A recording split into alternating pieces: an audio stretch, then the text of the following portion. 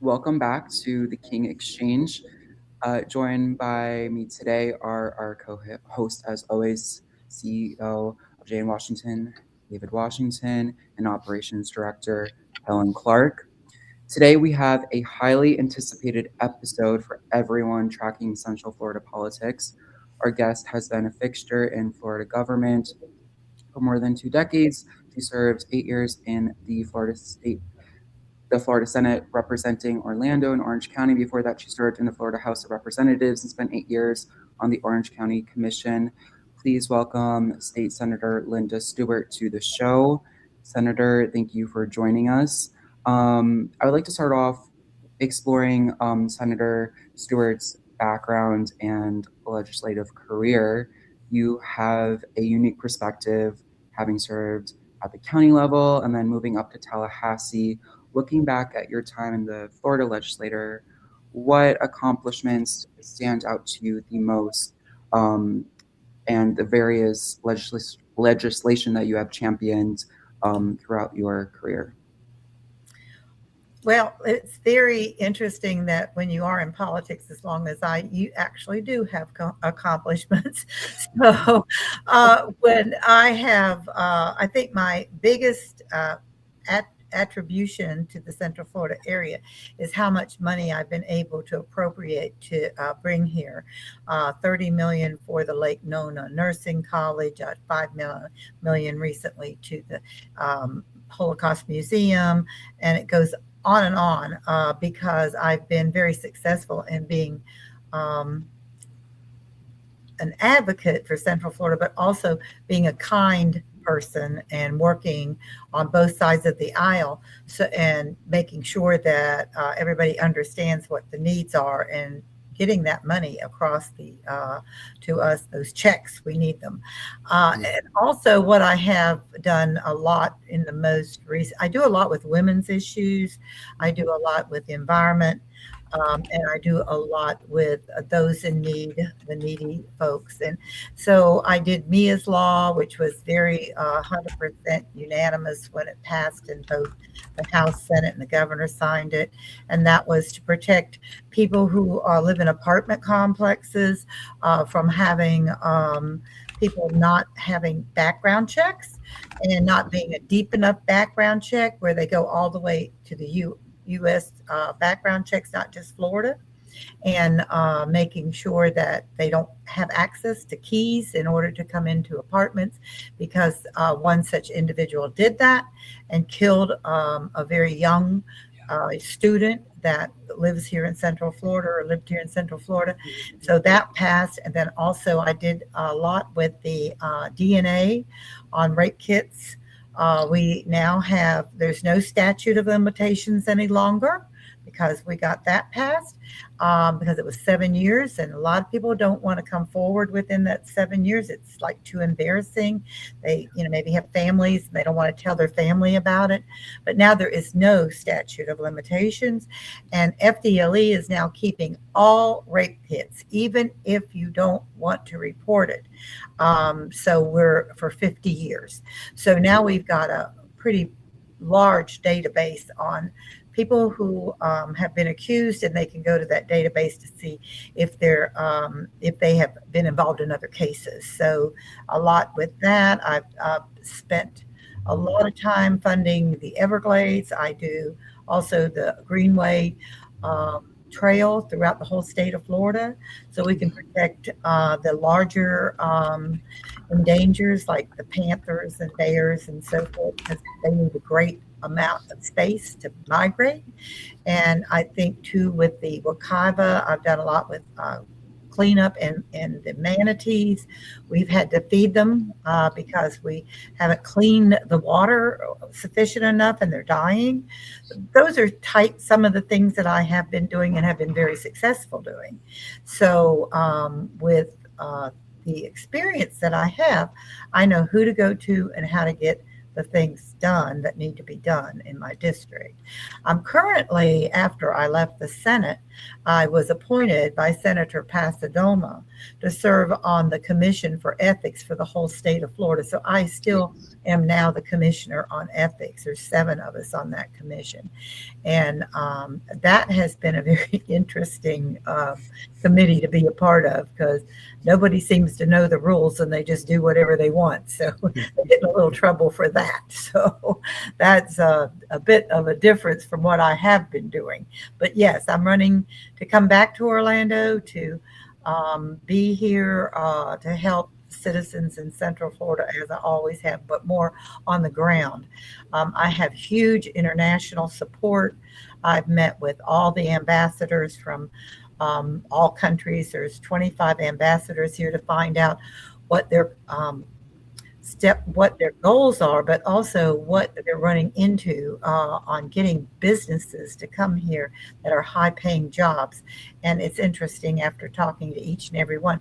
Some have similar complaints. Some of them have their own complaints.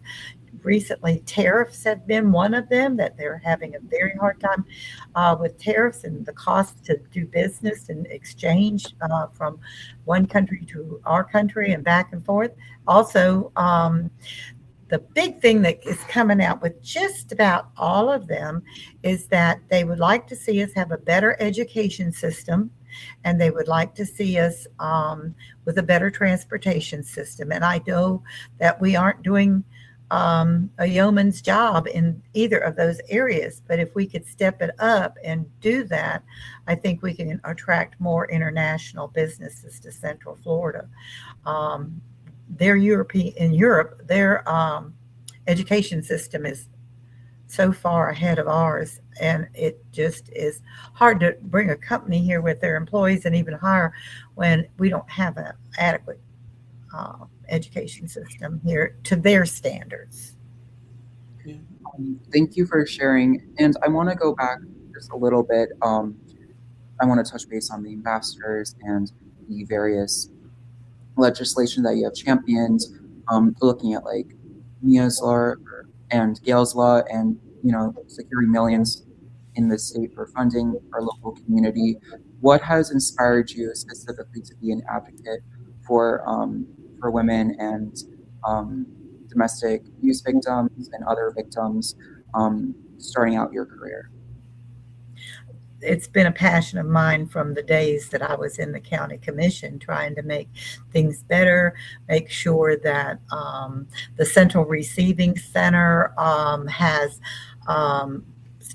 locating those that are in need of housing and making sure that their mental health, there's adequate places for them to go for mental health. That was all when I was in the county commission, and I served on that board. So I can tell you that we've made improvements, but there's always room for an improvement. And I think that's something that I need to get back on and make sure that we aren't stopping and not allowing there to be beds available. That's the biggest drawback, is making sure everybody's coordinating what beds are available so that there's always a place for someone to go.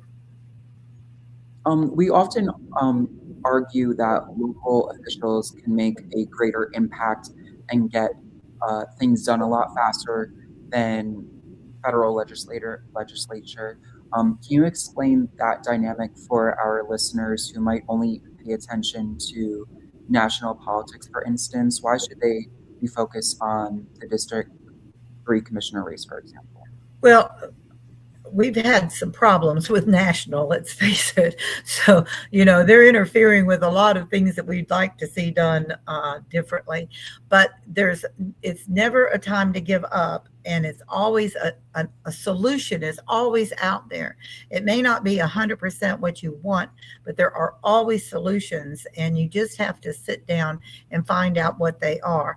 For instance, on the tourist development tax, there's been a lot of discussion about that in Visit Orlando. There's only so many things you can do with tourist development tax because of the statute that is written in Tallahassee. So you can't use it for homelessness, and you can't use it for buses to Christmas and things like that. It has to be used centered toward what would be useful for tourism, and also the impact that tourism has on Central Florida. So I'm very encouraged to see the committee that Demings has put together to look at tourist development tax, because here's what we can do.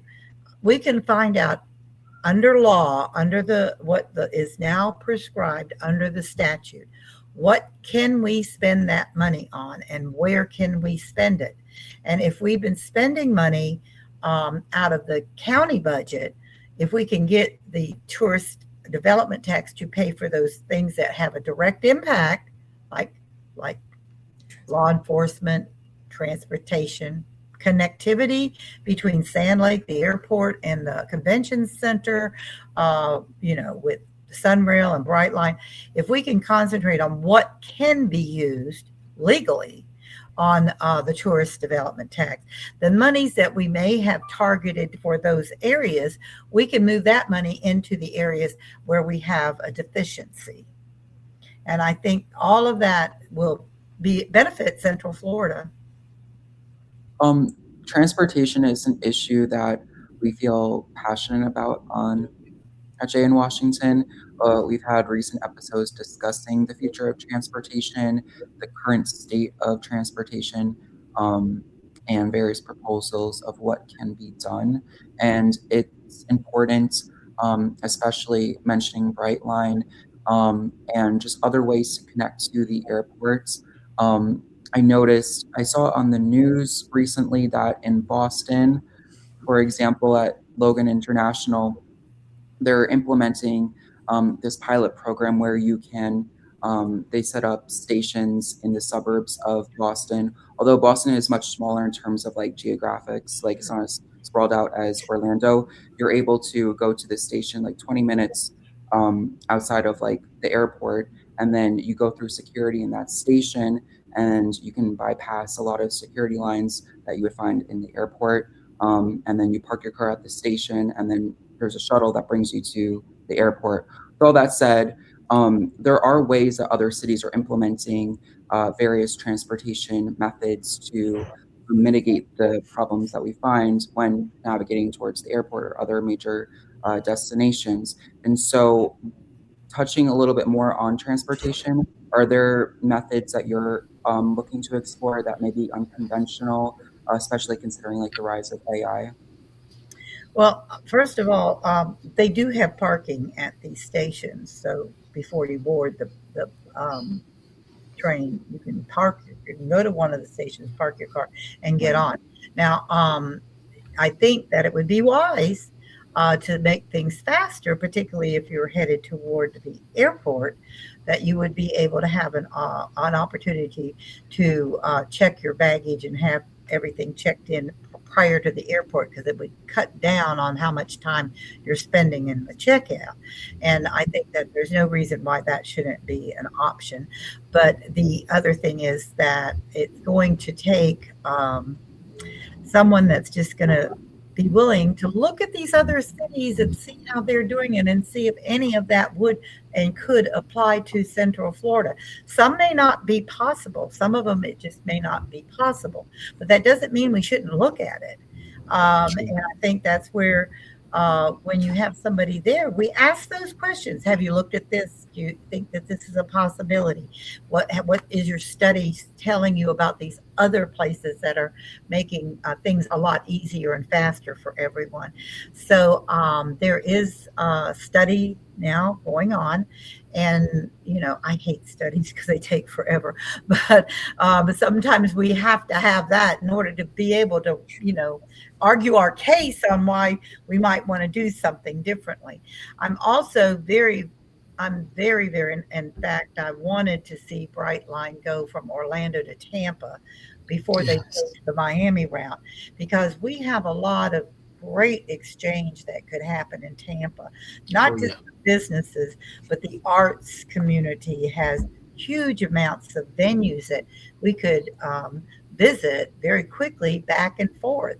And that I really hope we can step that up a little bit and start getting our information so we can look at that route, because it's been 20 years.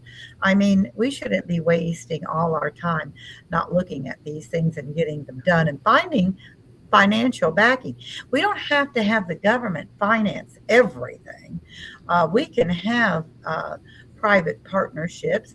I think too that Disney and Universal, if they're going to be able to take advantage of that new connectivity with the airport and the convention center, that they may even be willing to participate financially in that, finishing up that route.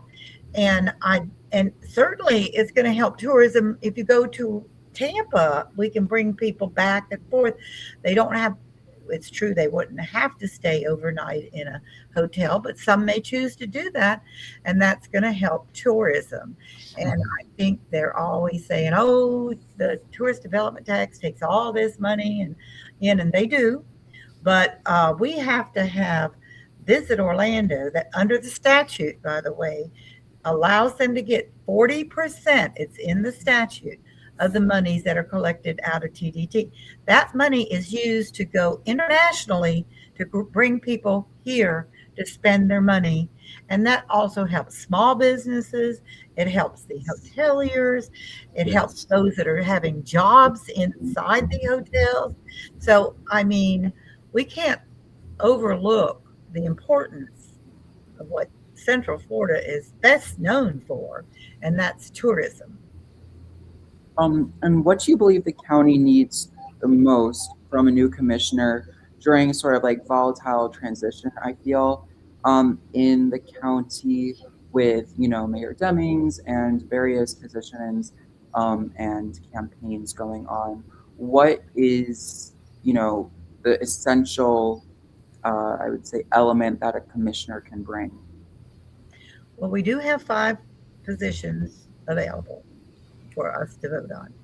And if you don't have someone that has leadership ability, that is able to go out and know exactly from day one who you need to contact and how to bring people on board to be able to make these very difficult decisions, then it's going to take 2 years for a novice person to learn their job.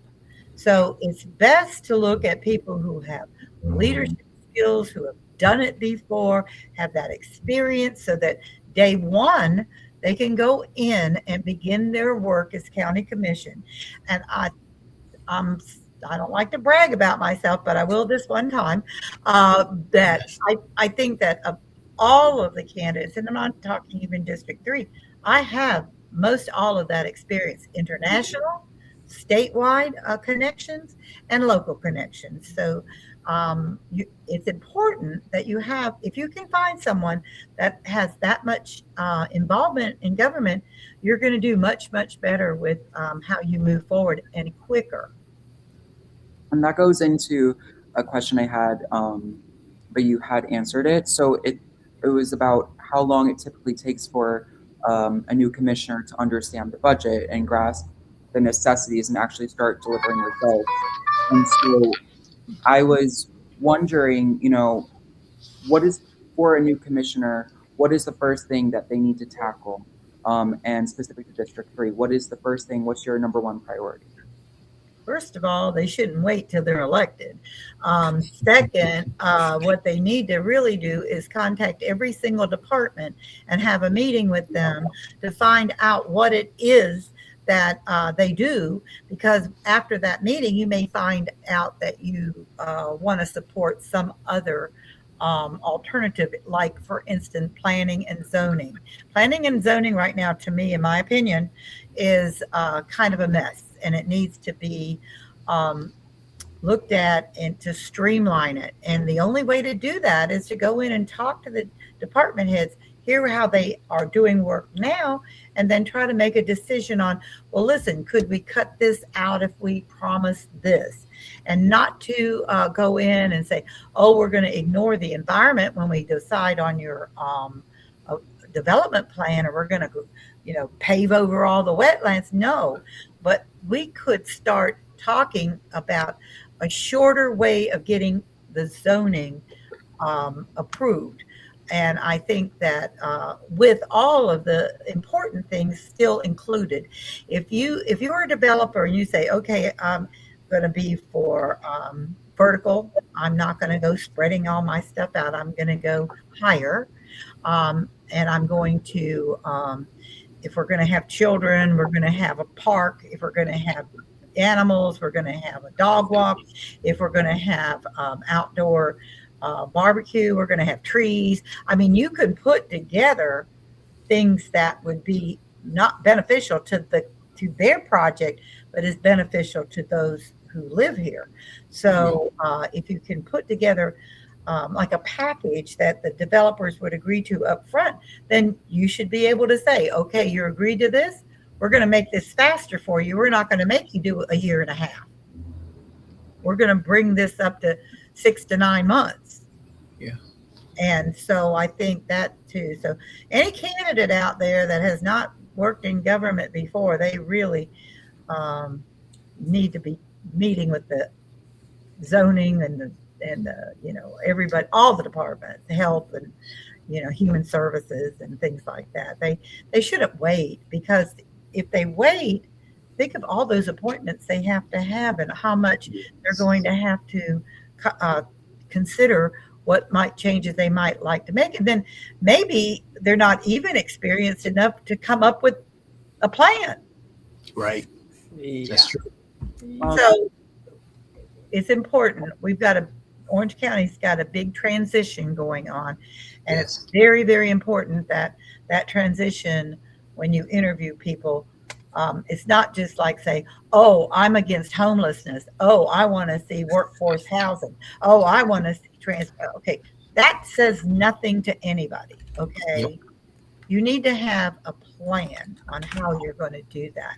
I'm particularly interested in tiny villages. I think that's a way for people to become first-time homeowners, because the buildings the units are very small, and you can get them down to like $800 a month. And for a first-time homeowner or senior citizen who wants to downgrade, that doesn't include utilities, and it goes by square footage. So, but if you can get starting at 800, maybe go up to 1,500 for more bedrooms or more space. Tiny villages is an important, and I've already got several developers that are very interested in that. Nice. And then what we've also had happen in Tallahassee is Tallahassee has put a program together that we just put on the books in the county on churches being allowed to put workforce housing on their property if they have 10 acres or more. And they don't have to worry about not in your backyard, complaints. That takes a lot of time when you have to deal with that. But they really work through the planning department and the zoning department. But it's another great way to put a workforce housing. Some people call it affordable. You call it what you want, but it is affordable, or workforce housing is needed. And that is certainly that area. And there's already several churches who have come forward and want to apply for that project. So I think you're seeing a bit of a turnaround, but these things don't pop up overnight. It's true. It takes time. Before I hand it over to David and Kellen for their questions, to go into more detail, I was curious about your meetings with various ambassadors from Europe. I believe you met with German ambassador. 20. What was that? 20. 20. Germany. And I'm still meeting. I met with the Italian one today. And so, yeah, I continue to meet with them. And I was curious about that. And I know you had mentioned about like education and learning about that. What have you been learning from these meetings with ambassadors, and why is it important for you to meet with them? And what can we implement in Florida and in Orange County from the ambassadors and the exchanges that you've had? My goal, meeting with each and every one of them individually, is to find out what obstacles they might have in order to bring businesses from their country here to Central Florida for jobs, high-paying jobs, and unique situations of engineering, and we have, for instance, we have Siemens here, which is German. We have Ford here. We have several other companies that are already here, and in their case, they're very concerned and should be, because when they instituted the tariffs, it is killing them. It is killing them. And then the others, in Europe, most all of Europe has a very unique education system, and they start their children out very, very early. So when they come here, our education system is adequate, but they want to see our education be similar to what they're coming from. And they start out really early with their kids. I had 4 exchange students when my kids were in high school at Boone High School. And I had 3 German exchange students and 1 from France.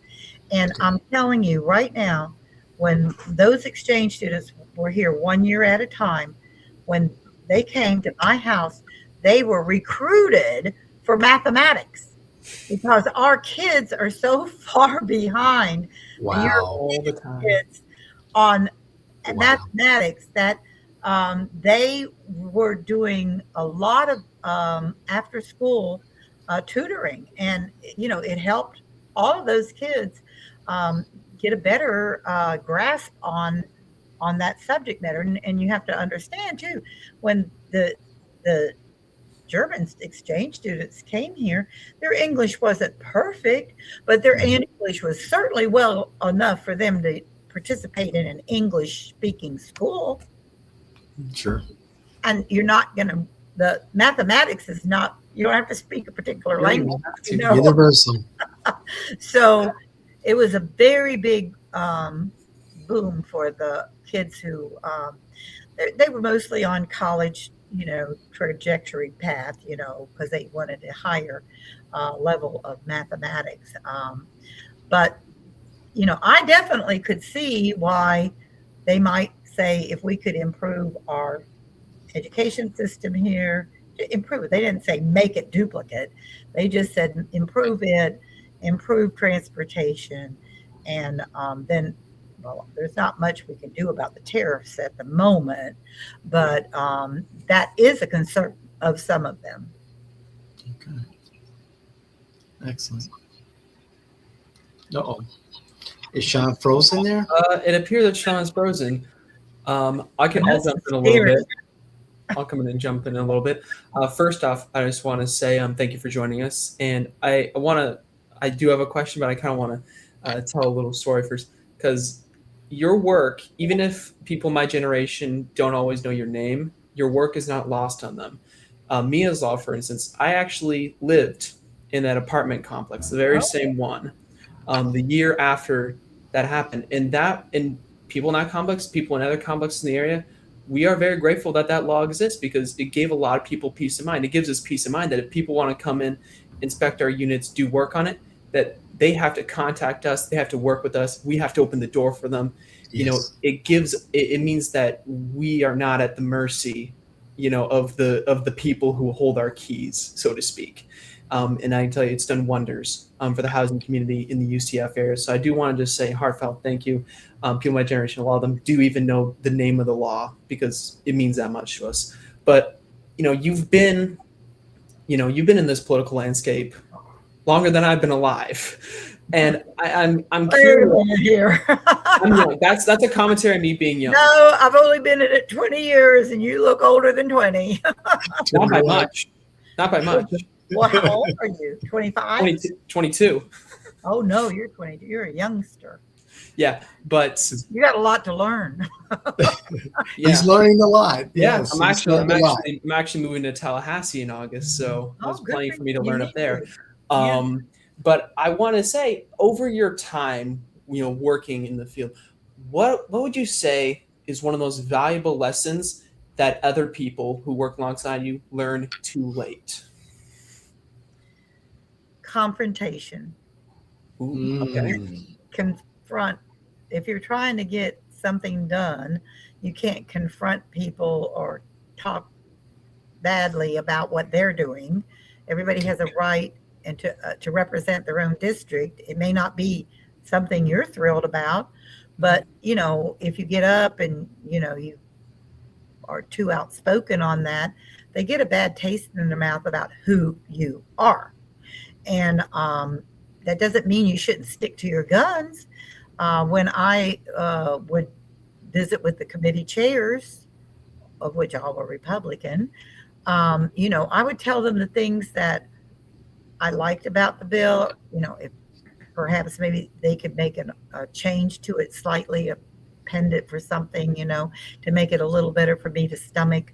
But the same with them. I'm open-minded. Well, what don't you like about my bill? What could I change to make you happier with it? And so it's behind the scenes talking about what you're trying to do. And it's not going on camera saying you don't like something before talking to them. Right. So it's a lot of it is respect and communication. And if you haven't learned that, you should. Thank you. That's very insightful. Thank you very much for that. If I can ask a question, and I apologize for having to go off screen for a moment there. However, your service to our community, Senator, is impeccable in the fact that as a public servant, you have served at different levels. However, it's even that much more impeccable seeing the fruits of your labor, as Kellen was stating earlier. Mia's Law. Is it Mia? Yes. Mia. Mia's Law. You can almost pronounce it either way, but Okay. it is Mia. And having a testimony right here, on this show in regards to its impact. And as our host Sean was saying earlier, being prepared for your term, and hopefully it will happen for County Commissioner District 3, you bring such a wealth of experience and also achievements that matter. And I know you've answered this before, and I just wanted to touch on it very, very quickly.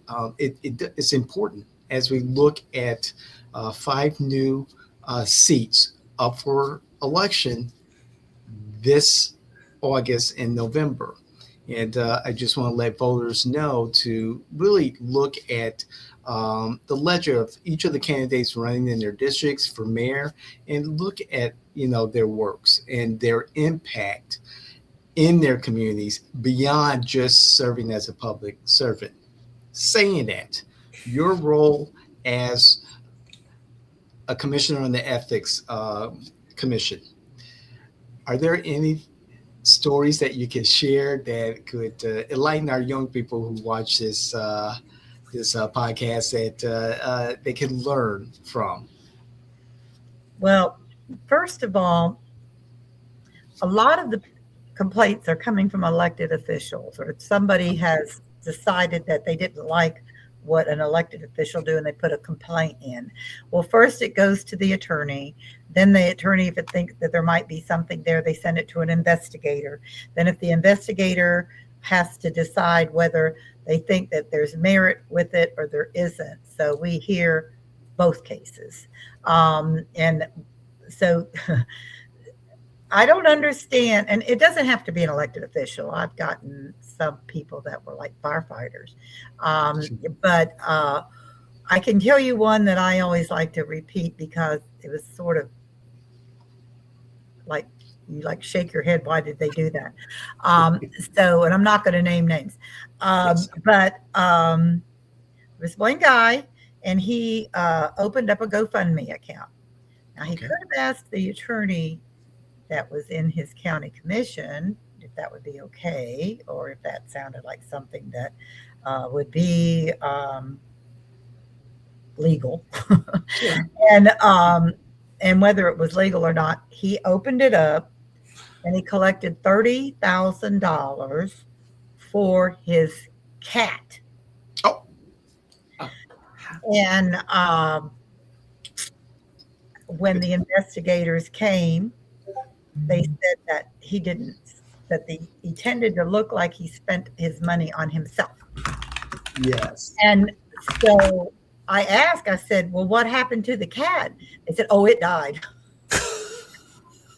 So we get strange things like that. And then, there's some very serious, don't get me wrong, where there's like Sure. a huge fee and that they have to do, and they can appeal it and things like, some do, some don't.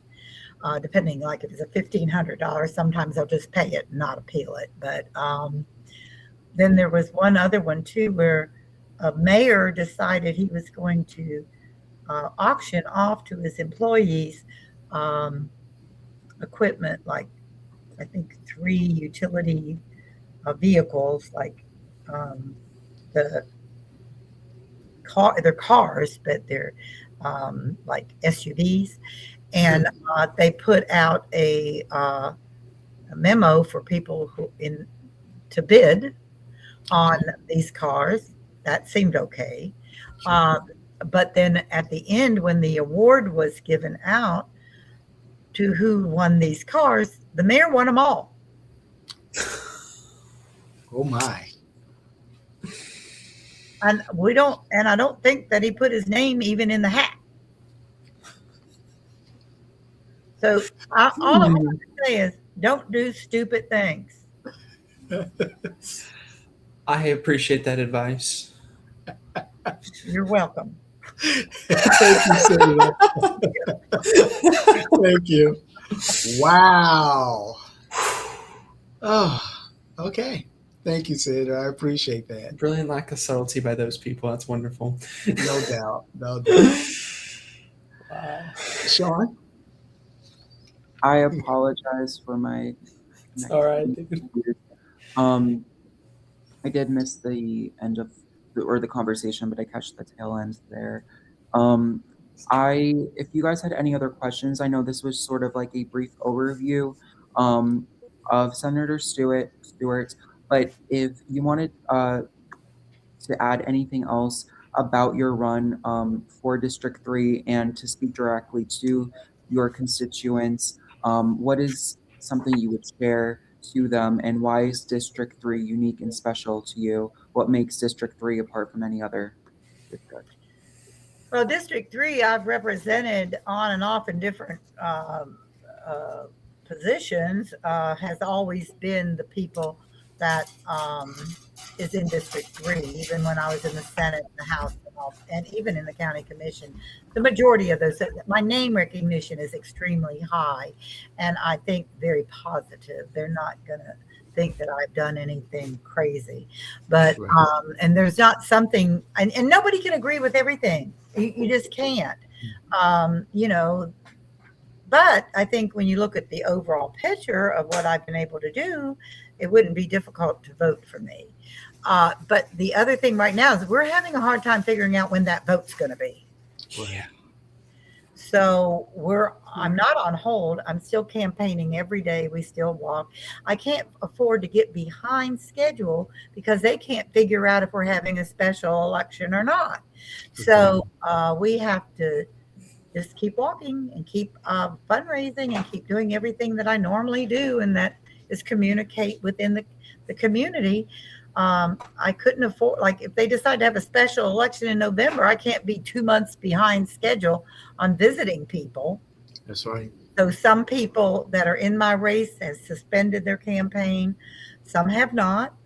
But I don't know that they're putting 100% toward like they were perhaps before. But I am. I'm not going to get behind. I'm just going to pretend like nothing's happened yet until it does. Well, thank you so much, Senator Stewart. David or Kellen, if you had anything else to add. Someone else asked, Linda, where can we learn more about you? Well, I have a website, and you can go there. I think my old Senate website's still up, believe it or not. But Okay. you can look there if you want. But I think my campaign website might have more to it. It's got endorsements in there, and I have a large Hispanic population in District 3, but I've been endorsed by 4 Hispanic organizations because I've helped with immigration. I've helped them find free attorneys. I give them a list of all the places they can go for free food, because SNAP only goes so far, can get them 3 weeks, but these families are a whole week without food. So we make sure that there's 20 places they can call to see who might be distributing food. And it's been very helpful. In fact, I just distributed to like 300 cars yesterday. Wow. So we have to continue this. People are desperate. They do need food. And so there's a lot of people out there trying to fill that gap. And I make sure that when they ask, I give them a paper that has all of the places that they could possibly call if they need food. And I have another sheet that gives out all the places they can go if they need a free immigration attorney. Nice. And so that's what we can do. We can do things like that. We don't have to be in office to do it. That's true. Very true. I want to say thank you again, Senator. This was great. And I hope that our audience really appreciates the opportunity to listen to your history, your storied history, and also know that it's really important to not just be a public servant, however, to also have accomplishments that really matter. And so, again, thank you so much. I appreciate it on behalf of the whole team. All righty. Thank you for having me. And I hope people will get a little bit more background and understanding from me, and particularly those that might be new to the area and wouldn't know that. Hopefully they'll be able to see this and make a decision. And there's 5 or 6 people in the race right now. Whether or not they stay in is another thing, because we don't even know when it is going to be. Who knows? Who knows? Well, Sean's internet has once again decided that it's done with him. But we want to say once again, thank you for joining us. This has been a tremendously insightful conversation, and we encourage every member of the audience to go to her websites, follow her on socials, see what she's doing. And if you want to learn more about what we're doing, follow us more. You can, of course, like, comment, and share this video so that more people can learn about Linda Stewart, our previous guests, and all future guests that we have. We want to spread the word about what's going on in Central Florida. And yeah, that's kind of our boilerplates. Please help us grow, and we hope you had a great time. And if you want to know what I'm doing every day, which is something, you can go to my Facebook, and we put all the stuff that I did that day up there. So, we try to, like yesterday I learned how to make paella. Nice. Wow. It's not traditional things I do always. Right. Well, you didn't have my vote before. Now you do. I need commissioner notes I make paella. So thank you very much. All right. Thank you. Have a good one, guys. All right. Thank you.